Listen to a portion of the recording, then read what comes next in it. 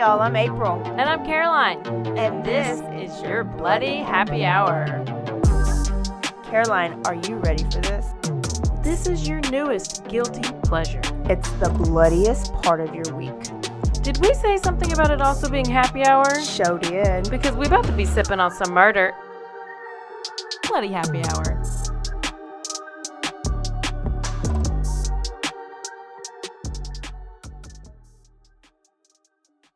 Hey y'all, this is April. And this is Caroline.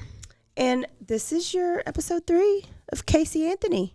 What remains? What remains? Where do we end off? So at the end of episode 2, we were basically at the point to where she's going to start really pointing the fingers at her daddy. She's getting all the heat off of her. And she didn't come out right and say it, but she basically did, insinuating that her dad, she didn't call her dad a murderer, but she said everything all around it. Mm-hmm. So episode 3, where does that kind of start off? They start off in Orlando, which obviously that's where they are. And they have a verdict. Okay. They have their decision. This is when they start talking about the public out, or like the public is like, everybody's just like so involved at this point, and they have announced that they have a verdict. They have a decision, and then they go and they do this weird rear view mirror stuff, like this episode a lot, but I think it's just like a way to like reflect back on the past or something, but I thought it was kind of funny.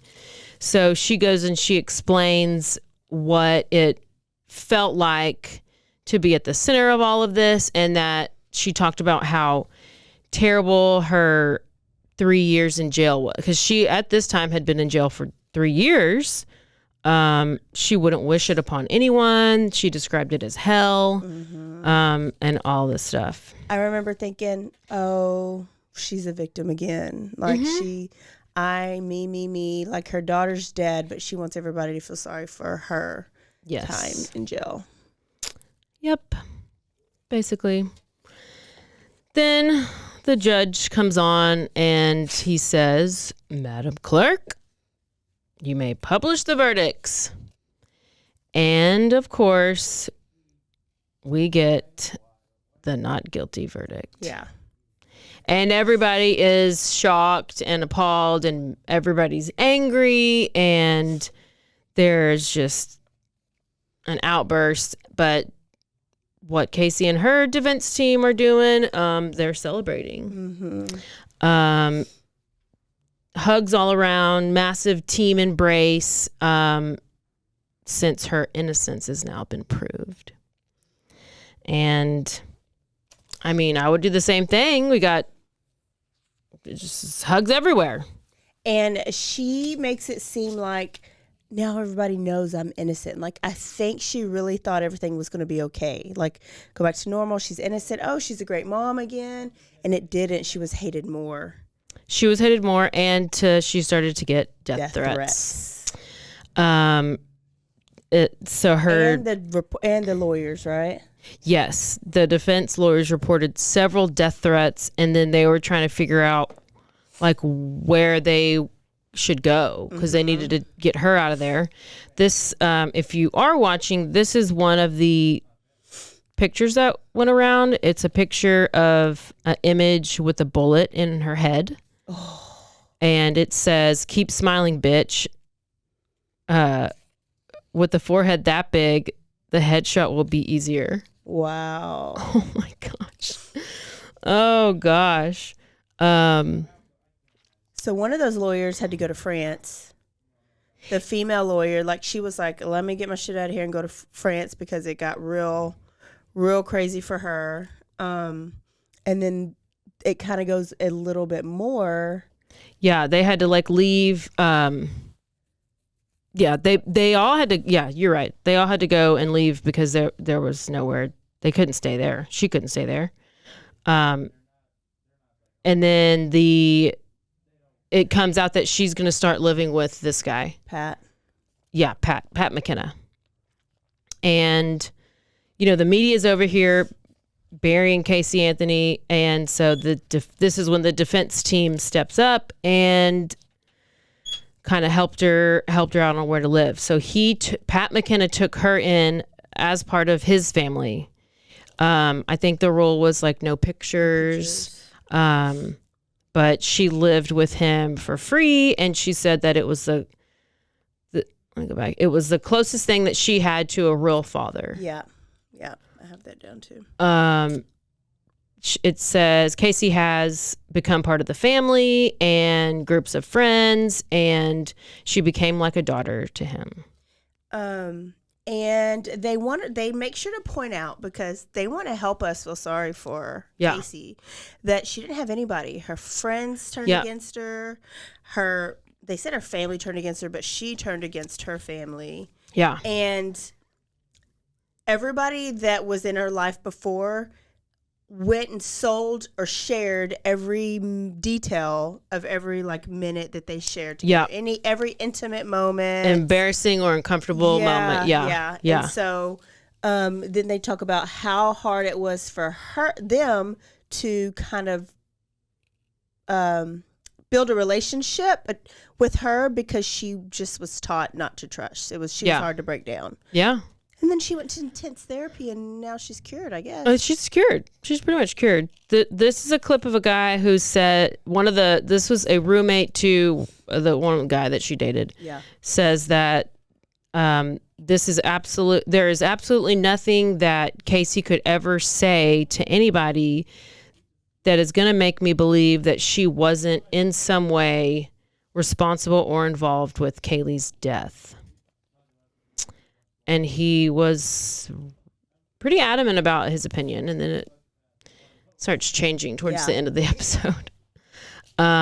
They ask her if she ever gave Kaylee any Xanax, which of course she denies. So I still don't know. I still wonder where Zandy the nanny came from. He said that. The guy that, I forgot his name, the guy that you just showed, he said in one of these episodes that we refer to, he put it together, that when she said, when it came out that she was saying Zanny was the nanny, he put it together that because to him, Zanny is Xanax. Yeah. And nobody ever says she really said it. He just kind of put that into somebody else's head, and then people ran with it. So I guess he kind of took responsibility for coining that term, maybe. But I just don't. I mean, she went along with it though, this whole time, or for those 30 days, went along with saying that Kaylee was with this nanny lady. Yeah, it was just. Oh, she talks about why she does that. So we'll get there. So I do want to say that during the trial, because we said that she got not guilty. One of the things that came up that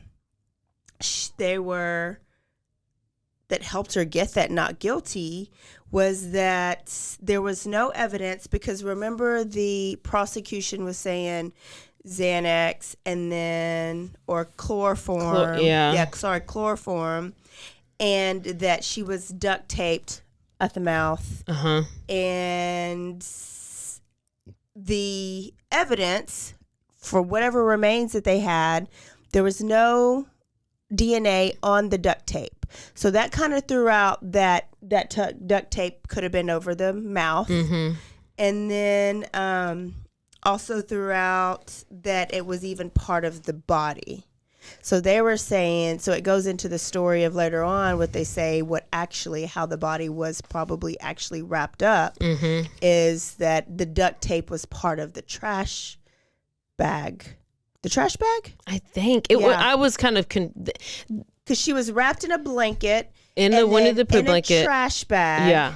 And so they were saying that the trash bag was actually duct tape. So, because she was out there for so long, the tape was closer to her because the trash bag, I guess, had blown away. See, that's all. So that kind of rules out the story that the prosecution had for Kaylee, which made people think, well, there's really no evidence that she did tape up the mouth, or, the evidence doesn't fit their story. Yeah.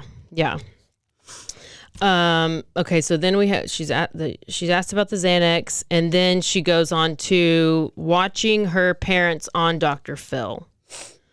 So her parents are going, and they're doing interviews on different news channels and different places. And so what's happening here is Dad George is telling law enforcement one thing, and then he's telling the media another thing. Mm-hmm. So he's telling law enforcement that he does believe Casey was involved, and then he's telling the media that he does not think that Casey was involved. Mm-hmm. And so in this clip, it's just and you blamed her then, and you blame her today. They're just asking questions. The dad said that he does blame. Well, he just goes back and forth. I want to think that he has power to hurt you. Oh, so then Casey goes on to say that her dad has had the same pattern for 11 years, and that he's throwing her under the bus for what happened and for money, and he's doing it all for money. He's going on these shows for money, and he's saying all this stuff for money. Yeah. And this is when she was like, why blame me for something I didn't do? Yeah. Why blame me then? Why blame me now? I wasn't the only one in the house. Mm-hmm. Like, why would it just be, which I can understand that too. 3 people lived with Kaylee. Why wouldn't you rule out all 3 of those people so that 10 years later, when she comes and points the finger, we have evidence that says, nope, actually, here's this and here's this and here's that. We don't have that. Was not the only one home. Oh. Then they start doing this animation thing again.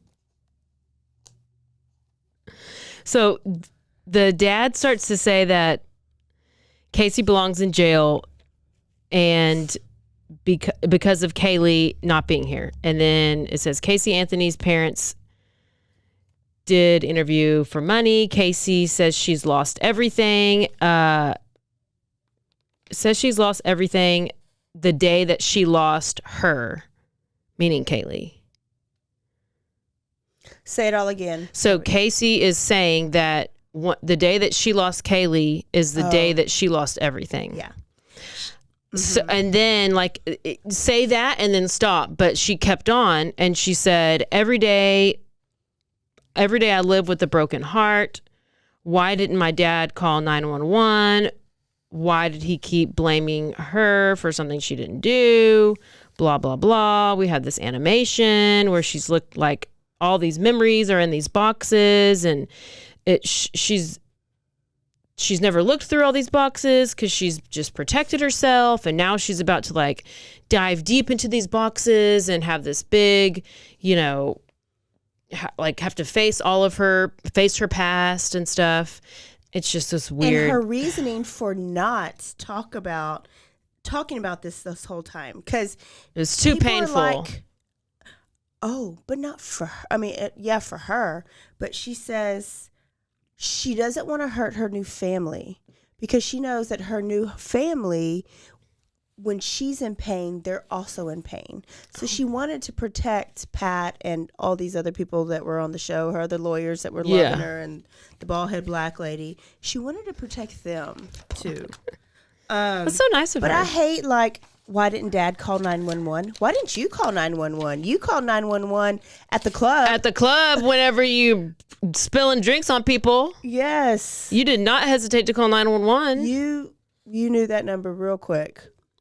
I mean, you just can't with this person. Then they talk about there's this a phone call between, I think this is the actual original call. Well, the original calls, but they talk about a call between Casey and George.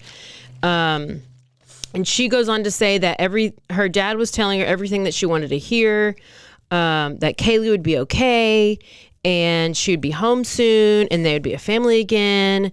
And Casey just had to keep following his instructions. Yeah, instructions, follow instructions. Yep. Because she was basically brainwashed. And when we get to the trial, or when we're going there, then they go back, talk about the trial, and talk about how George was the main prosecution witness. Like, he got on the stand multiple times. Multiple times. He also testified before the grand jury. I didn't really know all of those things. Yeah, and I didn't either. And this, to me, is, and I think would raise a red flag for most parents. Not every parent, but his daughter was facing the death. Like, she was going to get the needle. Yeah. And the daddy is on the stand multiple times talking all the shit about him. Like, he is helping them put the needle in her arm.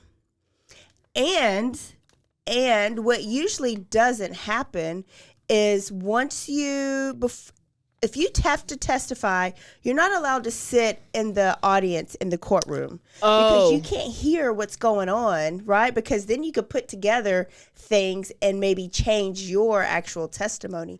Well, because he was a relative of the victim or survivor of the victim, he was allowed. So he was there all during the trial. Then he got to get up and get on the stand, and who's to say he wasn't like adding or changing his testimony to fit the story. Ultimately, his daughter didn't die, right, or didn't get put in the death penalty. But I thought of Dahmer's dad, right? He did 10 times more Kaylee ever did, right?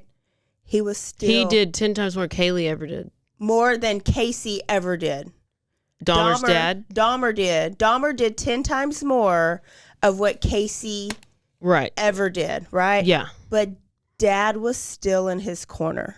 Right. Bundy's mom got on the stand. Testified. And tried to help him live. Yeah. Because he could help people, right? Yeah.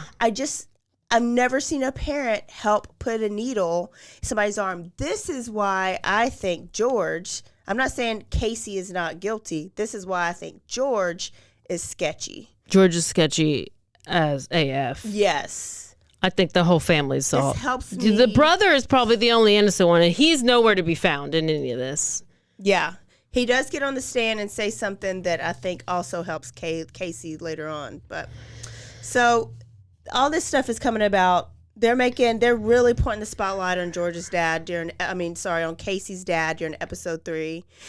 He says stuff like, my daughter knows what's going on, but is not saying anything. They also have cops. Is that coming up? Like, they're interviewing different policemen that were on the case. Well, I remember this was just, they just focused on him and how many times that he was on there and testifying. Yeah. And that Casey had no idea he was going to testify against her. Right. And then what he had told the investigators was, what does it say? I dropped off. I was approached by her father. I don't know who's saying this. I was approached by her father, George, who stressed his concern that his daughter is holding back information. I guess this is the stuff that he's talking about, to the investigators, saying that she's a liar, don't believe anything she says, all this stuff. So they asked one of the investigators. And then very next minute, he's going on TV saying, I don't believe my daughter could hurt anyone. Yes. Yeah. They have a cop on there saying, one of the cops that was on the cases. Yeah. They were asking, like, did you ever think George was a suspect? And they said, no, he seemed like a good dad, a good grandpa, a stand-up, honest guy. We had no reason to think he was a suspect. George is the one that told the police that Casey was the last one with Kaylee. So because George said Casey was the last one with Kaylee, that they narrowed their investigation on Casey only, which I think that's where it should be. And they also said nothing led them to believe that George was guilty of anything because he had an honesty about him. And so that's why he was not really a suspect. But I'm not worried about that. He was also never eliminated because he was never investigated. Mm-hmm. That's probably my biggest argument about this case, because she would have no leg to stand on if they would have pulled. She's going to say it in a minute. Cell phone records. Yes, coming up. Yeah, in a little bit. But this, let's see, on Kristen Patton, I think was her name. Yeah, Kristen Patton she says, I love studying court cases. I love acquittals especially. So this lady is a citizen journalist, and she wanted to solve the case. Mm-hmm. And she found contradictory statements that the dad made to law enforcement versus the media, which we've talked about. Dad was the first one on the stand and testified multiple times, told the jurors that Casey had human decomp in the back of her car. And he was the prosecution's key witness. Well, the abuse allegations start to come up. And they ask if he has ever molested his daughter. And he says no. Yeah. I mean, he just says no. So who's going to say yes? I know. So what I guess she says is that a child of abuse can compartmentalize so much, and then that's what makes them a compulsive liar. Mm-hmm. And that this is whenever what do they talk about? I guess then this is whenever they bring up the affair with this Crystal Holloway chick. And when was this affair? He met her during all of this, right? It was at a I think wasn't there search parties? She was part of like a search party or something. And so they just met like at the search party, at the table at the search party. I guess they were getting something to drink. That's how they met, and then they ended up doing the dirty. See, they didn't say that in the episode. They said that. She says how she met. All I heard was it was an accident that snowballed out of control. That means you had sex?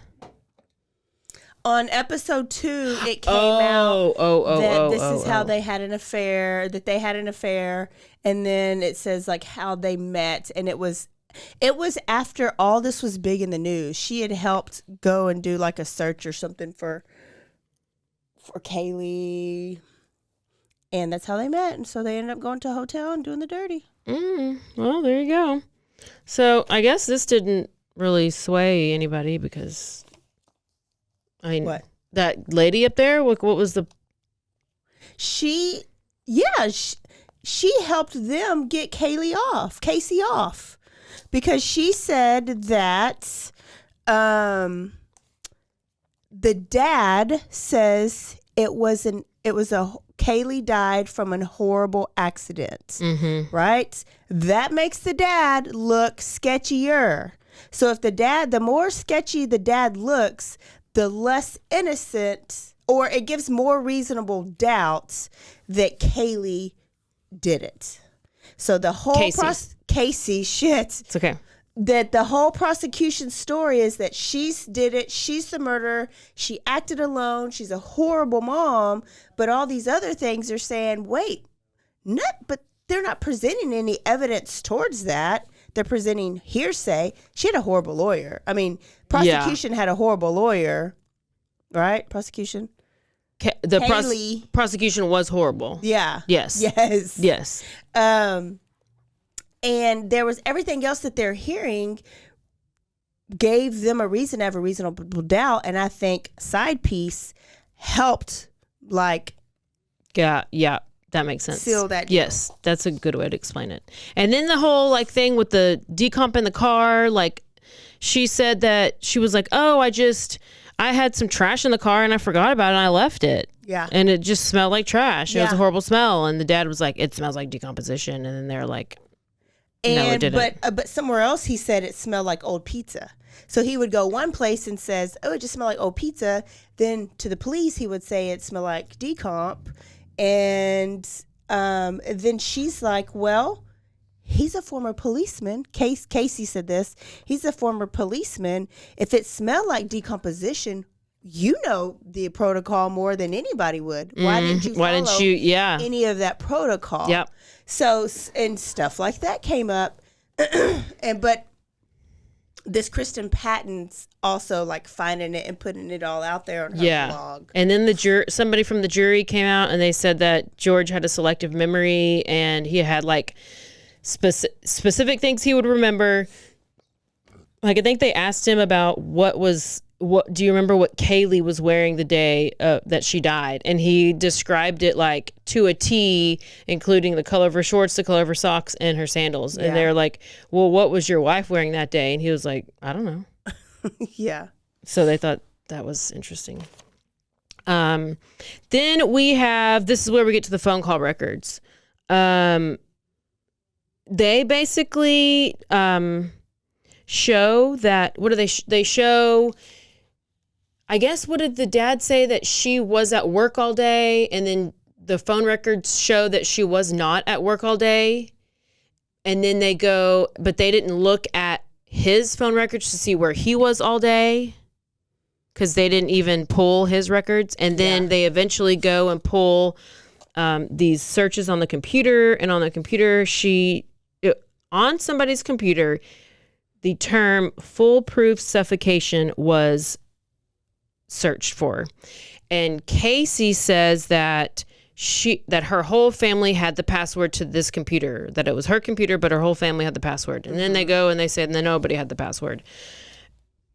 So we don't know who's searching it and who had the password. I mean, this whole family is just a bunch of lying liars who lie. That's all they are. Mm-hmm. They're all lying. They're all liars.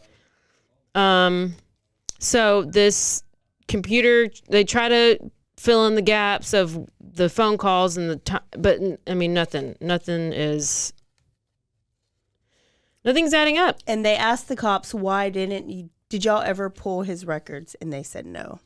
Yeah. Because Casey was like, okay, you have my records, but did you pull my dad's? My dad lived 10 minutes away. He could have easily left or worked 10 minutes away. He could have easily left work, went and did that search and gone back, and nobody, like, he could have done that in between that time frame of whatever that search happens. Mm-hmm. But there's no evidence to really rule him in or rule him out. I didn't realize that his car wreck was in 2019, but it is. Her dad got in this huge car wreck where he almost died, and that's what he had to wear. Didn't he try to commit suicide? Yes. They didn't even bring that up. They didn't even bring it up. That we knew that from What was it though? I know your episode. He had gone to a hotel and he was saying he was so depressed, and so I think maybe took pills and tried to kill himself. Wrote a letter and everything, but just said that because it was just like he couldn't deal with like not having Kaylee or whatever. Mm-hmm. But why did they not bring that up here? I don't know. Because I think that also can show like, oh, I'm so upset about what I did. Mm-hmm. Yeah, I don't know why they would have left that out. Yeah, that's surprising. So in 2019, January, Dad gets in a car wreck, and then he goes on this, Dr. Oz show, and basically says that he wants Casey to forgive him. And then they're like, well, what do you want to be forgiven for? And she's like, yeah, what do you want to be forgiven for? Mm-hmm. And he was like, I just want her to forgive me. Whatever she thinks I need to. Yeah. Whatever she would tell me. Like, he didn't say. He was just like, whatever she thinks or says. It was very cryptic. Yeah. I want to apologize and I want to be forgiven. But Mom says right there, it was a horrible accident. Yes. During that clip. And so Casey gets all excited. She's like, what? What was an accident? So I do think that was I think they're bringing out the things that are even sketchy. Let me see something real quick.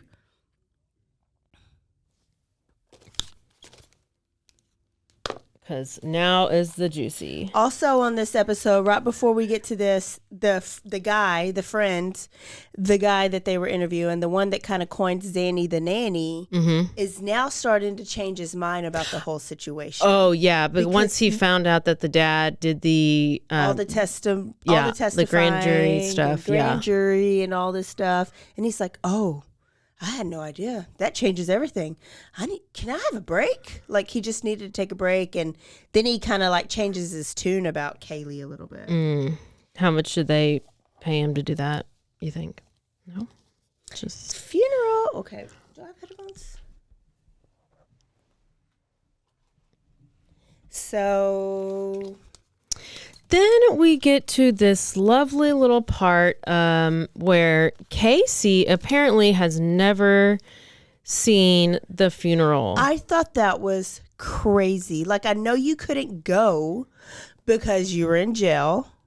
Yeah. But she was like, it was supposed to be an intimate. She did not want it to be this big public spectacle. And then they have this like huge, they have like the biggest funeral I've ever seen. Like they're like scream singing and all, like everything. They are doing the most. It's like Black Church. It is. I was like, are they at Joel Osteen's or T.D. Jakes'? Yeah, I think they were. It was humongous. I think they had all of the evangelicals there. They might have even been with Gwen Shamblin.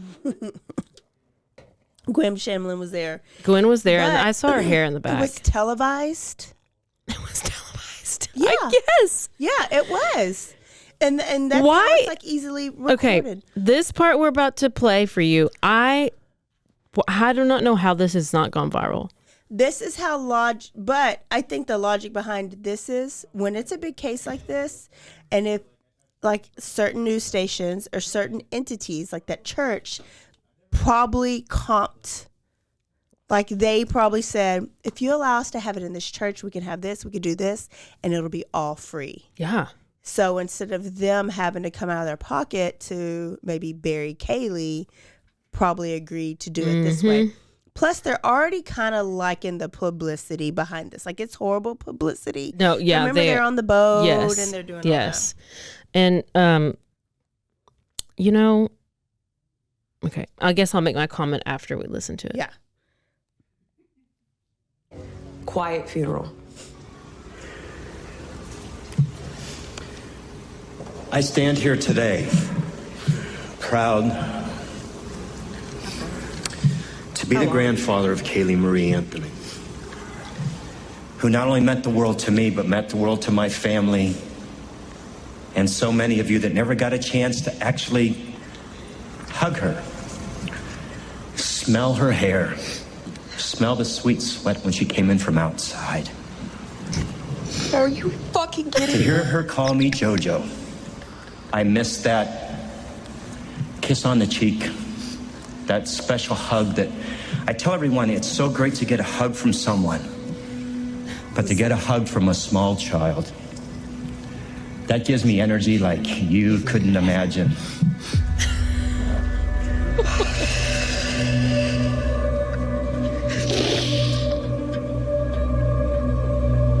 Keep it going. Keep it going. That's not normal.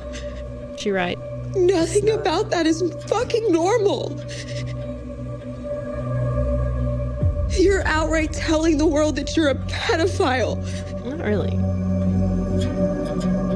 Jesus Christ. I'm not going to say how much I'm going to miss things that I won't be able to do with her, because someday I'll be able to hold her hand again in God's heaven. I'll be able to take her in wagon rides. I'll be able to kiss her. I'll be able to smell her again.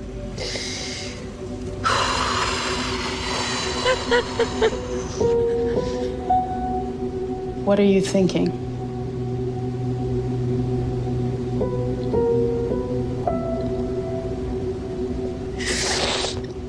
A lot more things make sense. Yeah, that's not necessarily a good thing. What things make sense? I know what he did to me. And that was my fear. I had one job to keep her safe. As a parent, that's your most important job, is to keep your kid safe. As a kid who was abused, you don't ever want to see that happen to another kid, especially not your own. Yeah, so he's, that was so creepy. There's nothing normal. And she's right. There's nothing normal. I did write on here that I saw, me watching that personally, saw genuine reactions from Casey. Like, I felt like that's genuine snot she's sniffing. It sounded real tears. She did a much better job than Amber Heard ever did, even dreamed of doing. She actually might be the next Aquaman. Yeah, maybe so. Or whatever that chick was. She's definitely going to be in Aquaman. She would do better. I think this, not just this whole episode, but especially that, did a lot for a lot of people. Like, yeah, I think it did a lot for even mainly people who have never heard of the case, or like younger millennial people. Wait, Gen Z? I don't know. Whoever's younger than me, who maybe never heard of who Casey Anthony was, and then this was their first like experience of her.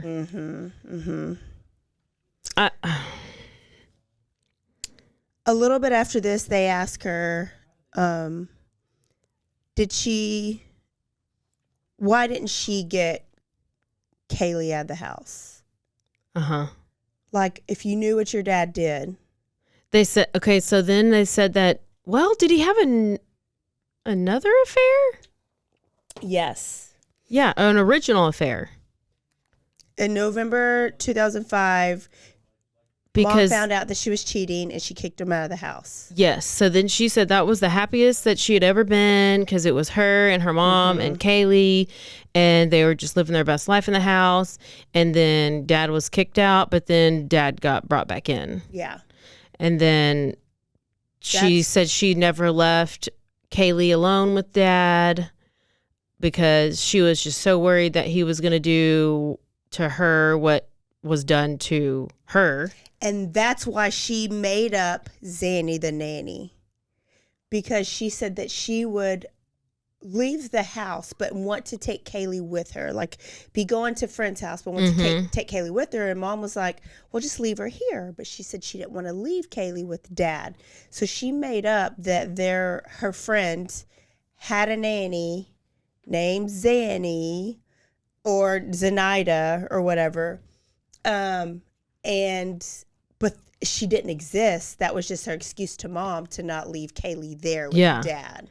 But how weird is it that there actually was somebody who lived in the area that was named Zenaida Gonzalez? I don't know. Oh, I thought a friend did have actually a Zenaida Gonzalez or a Zanny as the nanny, but it's the... And so she went and just stole the idea. Yeah, she stole the idea. She would say it was like a shared nanny was her excuse to her mom. Yeah. And then the other friend later on is the one that said is like, oh, there's no... when they found out that Zanny, the nanny, didn't exist, that's when he was like, because Zanny is actual Xanax. Yes. So she closed up that hole of why she made up the lie about Zanny in her head. She closed up that hole. She also closed up the hole of because when Dad came back in the house, she said she knew she needed to get her and Kaylee out, and that she told her mom that she was still working at Universal Studios, but she was actually bartending and doing other things. And she was trying to get money, and that way she could save up for a place to get her and Kaylee. She said it was good money, and she had a lot of cash, and she didn't want her mom asking why she had a lot of cash. But I was like, bitch, why are you stealing people's checks? Oh, yeah. Why are you stealing checks from your mom and your friend if you're making good money? But this was her way of getting out. This is how she was going to get her and Kaylee out of the house with her dad. So there's another lie she just sealed up for us so that we don't have to question her about that, Caroline. That's so nice of her. I know. She's very good at that. So it goes to the That's my last picture. jail scene at some point where she's in jail and she's on the phone with them. And so after this, she says, okay, she's on the phone with her mom. She's in jail. Her mom and dad are there. And she says that this whole time she thought her dad, quote, had kidnapped Kaylee and was keeping Kaylee away from her. Yeah. But here's my thing. You're in jail. Like, you're in jail. If this is the story, at one point do you not say, Dad, tell Mom I need to get out of jail? Like, at one point do you say, I'm sorry, I can't be patient anymore if this is real? Why would you not tell your attorneys anything about your dad?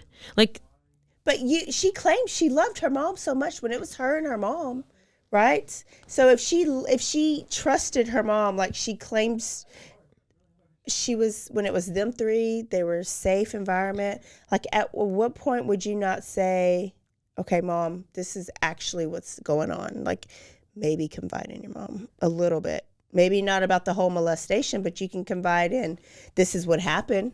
Ask Daddy. Daddy knows more than me. It's because it's not the story. What is the story? They also asked her again, do you think she could have drowned? And then she talks about the ladder in the pool, and she couldn't have got up there because the ladder was not there. Then the tears come again, and she says the only way she could have gotten in the water is if he put her there to cover up what he did. And that if I would have called 911, that the police would have saw that she was wet, ruled it a drowning, and not examined the body and saw that she probably was abused. That's a lie. They would have still did a damn autopsy. But the story's like changed now, you know? That was her story at the end of this episode. Yeah, what do you mean was the story's changed? She's never said a story, had she? Well, what was her, her story at the trial? She didn't. Or what was her argument at the trial? She didn't say anything. Jose Baez said that it was an accidental drowning. Yeah. Remember, she said she knew nothing about that. She knew that never could have happened. She never had a story. This is her first time speaking and saying anything. It took her 10 years to figure out her story. Mm-hmm. It did. It did. Wow. So Pat McKenna comes back on. This is, if you hadn't called her bullshit yet, to me, you call her bullshit again. So if y'all haven't watched it, you might need to go back and watch this episode. Oh. Because McKenna comes on and Pat McKenna, and he's basically co-signing on George abusing Kaylee. Yeah. Okay. And just saying, if it was an accidental drowning and you didn't have anything to hide, why wouldn't you call 911? Like, what is the reason to not call 911? Yeah. Besides, you've abused her and something else would come up in that autopsy. So this is what Pat McKenna's saying. So he's crying as he's talking to Kaylee. Casey, damn it. He's crying as he's talking to Casey. And he says, I've never told you this. He says, but I think that there could have been an accident during the abuse.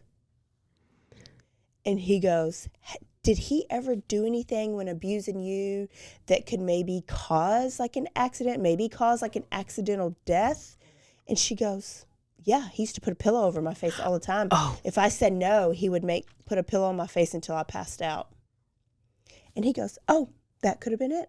That's probably it. She starts crying, and then that's like, oh, well, they solved the crime. Yeah, so it's like, was she drowned or was she suffocated or like? So they're saying that he got Kaylee out of the room when Casey was taking a nap. Okay. And that he abused her and put a pillow on her over her face to muffle her screams. And that by the time he was done or got off or whatever, Kaylee was actually dead. Accidental. Like he didn't mean to. He just wanted to abuse her. He didn't want to kill her. Yeah. So then he dipped her body in the water to make it look like she had drowned. Drowned, yes. And then when he showed Casey Kaylee's dead, lifeless, cold body, she said, okay. Okay. Well, I'm gonna go get a tattoo, and I'm gonna go to the bar. And now Dad she's said, accusing him of being a kidnapper, because remember she said, yeah. So now he's the kidnappist. So her story has changed within the episodes. Within the episode. Yes. Like it just goes everywhere. And then she goes back and she's just like, every day gets harder. I wish that I could wake up and Kaylee's right next to me. She's right next to me. She doesn't say Kaylee. No, yeah, she barely says Kaylee. The sweet little kid. It's just so hard for me. Me. I. I was such a victim. I wasn't there to fight for my kid. Bitch, you don't even know who the daddy is because you had Rapegate and you've been molested by every single person you've ever met. Everybody. And then it just ends with her going back to the house. I wish Caroline would have went to the house when she was in Orlando a couple years ago. And she's crying again. And she says that she has begged her mom for the ashes, Kaylee's ashes. Oh, yeah. Because she wants to scatter the ashes around all the places that Kaylee never got a chance to go. I never even got a chance to go either as a kid. Oh. So then it had to go back to her. It's all about you, actually. Let's go back to that. And she deserves that more than just being placed on a box. In a box on a shelf. Yeah. So that's it. There you have it. I want to know what you guys think. Caroline, I need your conclusions.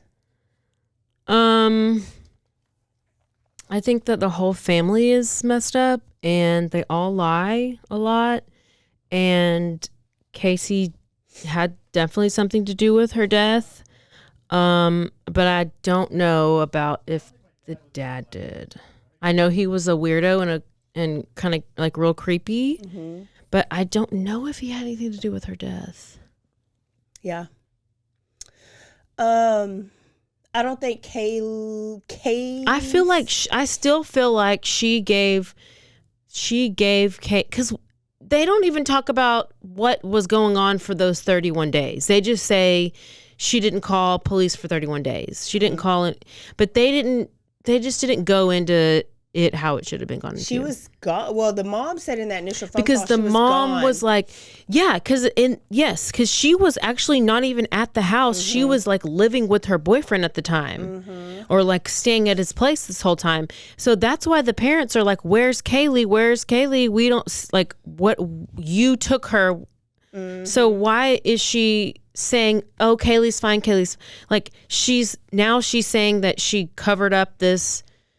That she was pretending that Kaylee was fine because her dad was telling her to pretend that it was fine because he was taking care of it all. Like, it's so crazy how much stuff they leave out in order to paint the picture.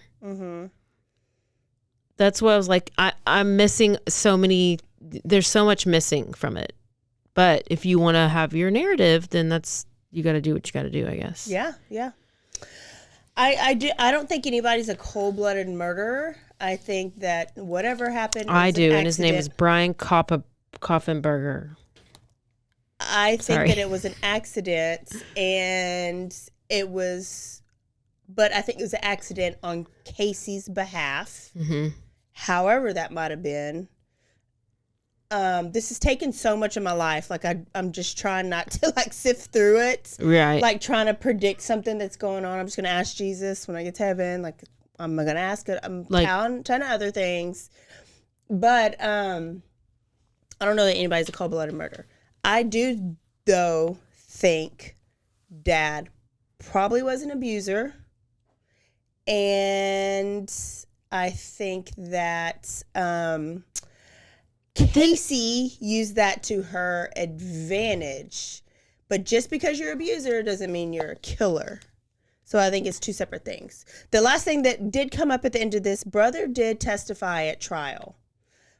And this is also what helped get Kaylee off, is because brother got on the stand and said, our whole life, every animal that we've ever buried Was every buried dog in a trash bag with duct tape. was wrapped in a blanket and put in a trash bag and duct taped together and buried in the ground. So that is exactly how Kaylee was doing. But that doesn't mean that Dad did it. I know. That Yeah. just means y'all learned how to do it because Exactly. y'all went through that. Yeah. So Casey still could have done it, but it still created reasonable doubt. And those jury rooms, man, it's hard to get everybody to convince to unanimously agree. Guys, tell us what you think. Yep. Tell us what you think, because that's all we're talking about, this stupid person. Yeah. Done. Tired of her. Done. Over it. You're welcome. We hope you enjoy all three of these. And let us know. Do you think she is guilty, innocent? George, guilty, innocent? What do you think? And we will see y'all for the next episode. Don't forget to Stay aware stay alive. and always be DTF. Bye, y'all. Goodbye.